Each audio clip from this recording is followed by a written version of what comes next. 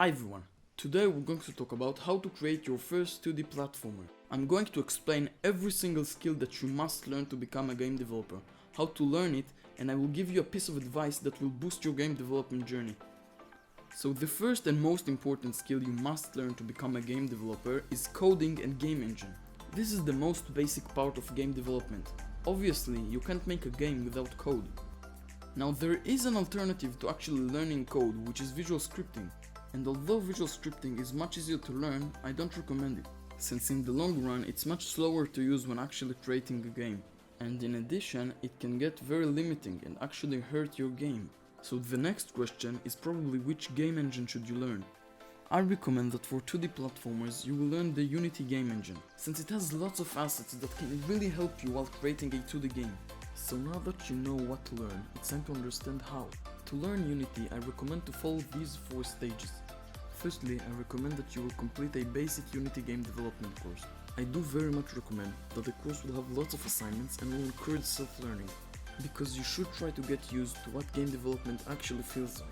I'll link in the description the course that I learned from, and I recommend very much for any beginner.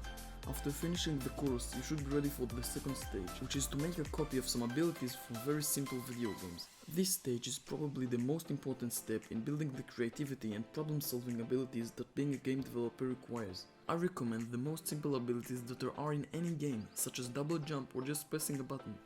Because after you try to create the ability by yourself, you can look up on YouTube other people who did the same thing and learn from them. I recommend that you will remake at least 5 abilities.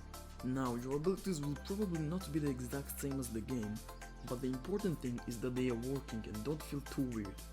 After doing that, you will be ready for the third stage, which is copying a few simple games. In this stage, you will make the closest thing you can to create a copy of at least 2 games. This is a pretty challenging stage, because it's basically the exact same as making a game, just without most of the creativity. When I did that, I copied everything, including the home and settings screens, because I wanted to understand exactly how they work before I start making my own game, and I recommend very much that you'll do the same. The fourth and last step is joining game jams.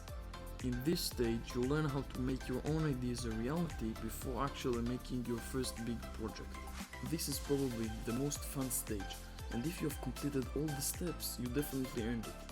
This is the final stage, and after finishing it, you have the ability to program a game. This is an amazing milestone in your way to becoming a game developer. So the second skill you must learn is art and animation. Now in art, there are a few options for 2D games.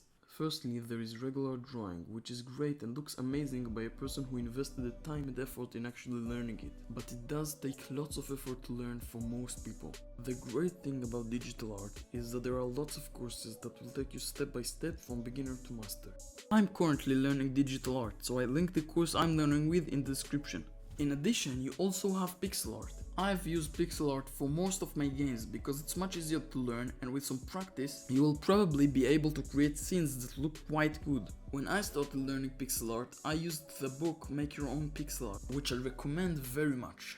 This book also teaches you animation, and the appendix recommends a few great books for learning animation any further.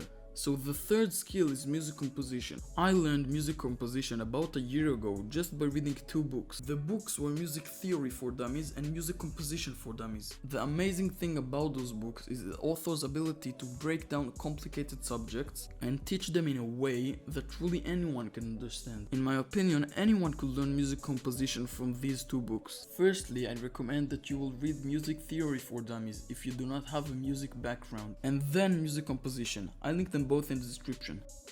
Before I wrap up this video, I just want to say that the fact that you haven't mastered every single skill in this video shouldn't mean that you can't start working on your game. In fact, the moment I finished learning code, I started entering game jams and working on bigger projects.